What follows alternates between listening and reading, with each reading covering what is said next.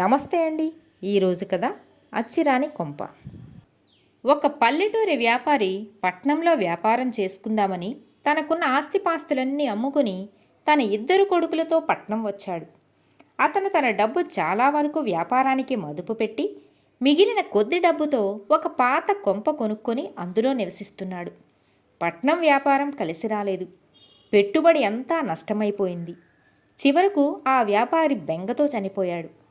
వ్యాపారి పెద్ద కొడుకు చిన్న కొడుకుతో, ఈ పాత బొల్లు కొంప మనకు అచ్చి రాలేదు, దీన్ని అమ్మేసి ఇంకేదైనా వ్యాపారం ప్రారంభిద్దాం అన్నాడు తమ్ముడితో.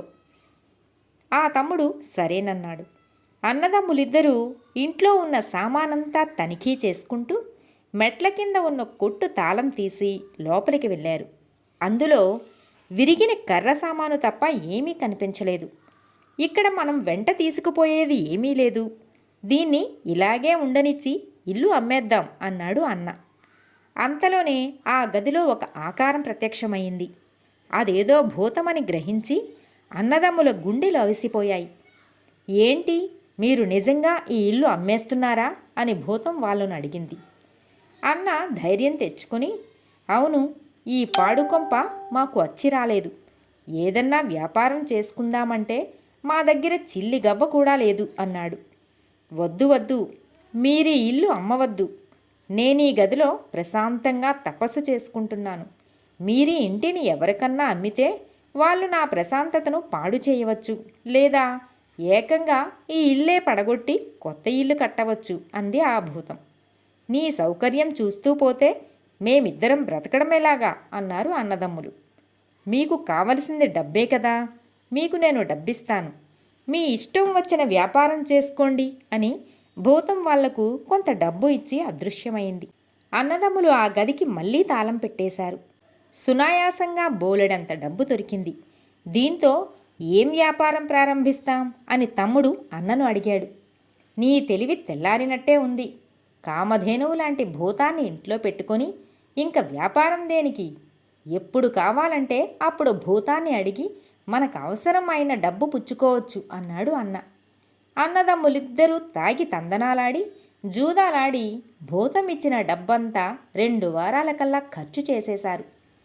తరువాత వాళ్ళు భూతం ఉన్న కొట్టు తలుపు తెరిచి భూతాన్ని ఉద్దేశించి, నువ్విచ్చిన డబ్బుతో బట్టల వ్యాపారం ప్రారంభించాం.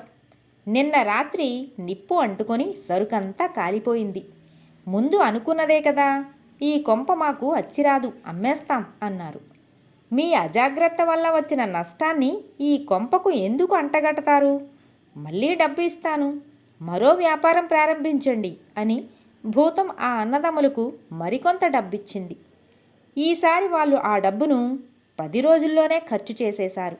వాళ్ళు మళ్ళీ భూతం దగ్గరకు వచ్చి, ఈ కొంప దరిద్రపు కొంపే, మళ్ళీ నష్టం వచ్చింది. ఒకవేళ నా పేరు మీద వ్యాపారం చేయటం చేత నష్టం వచ్చిందేమో, ఈసారి మా తమ్ముడు పేర చేసి చూస్తాను అని బొంకి అన్న భూతం దగ్గర మళ్ళీ డబ్బు లాగాడు. ఆ డబ్బు కూడా 10 రోజుల్లోనే ఖర్చయింది. ఈ చిన్న చిన్న మొత్తాలు కాదు, ఏకంగా భూతం దగ్గర పెద్ద మొత్తమే పుచ్చుకోవాలి అన్నాడు అన్న తమ్ముడితో. వాళ్ళు మళ్ళీ భూతం ఉన్న కొట్టు ప్రవేశించి, వ్యాపారం మాకు వచ్చి రావటం లేదు, పొలం కొని వ్యవసాయం చేసి చూడాలని ఉంది, ఈసారి కొంచెం పెద్ద మొత్తమే ఇవ్వాలి అని భూతాన్ని అడిగారు. భూతం కొంచెం సేపు ఆలోచించి, నిజంగానే ఇది అచ్చిరాని కొంపలాగుంది. మీకా 3 సార్లు వ్యాపారం దెబ్బతింది, మీ నాన్నకు ఈ ఇల్లు అచ్చి రాలేదు. నేను ప్రశాంతంగా తపస్సు చేసుకుని ఈ జన్మ నుంచి విముక్తి పొందుదామని ఇంతకాలంగా చూస్తుంటే నా కోరిక తీరే లక్షణాలు కనబడకుండా ఉన్నాయి. ఇది అచ్చిరాని కొంపే, దీన్ని వెంటనే అమ్మేయండి, నేను మరో చోటు చూసుకుంటాను అని అదృశ్యమైంది ఆ భూతం. అన్నదమ్ములు అనుకోని ఈ పరిణామంతో హతాశులైపోయారు. ఆ రాత్రి పెద్ద వర్షం కురిసింది. ఆ ఇంటి మీద పిడుగుపడింది. అన్నదమ్ములు ఎలాగో ప్రాణాలతో బయటపడ్డారు. ఇప్పుడు అమ్ముకుందామంటే ఆ అచ్చిరాని కొంప కూడా లేదు. కథ సమాప్తం. మిత్రులారా, మరో కథతో మళ్ళీ కలుద్దాం.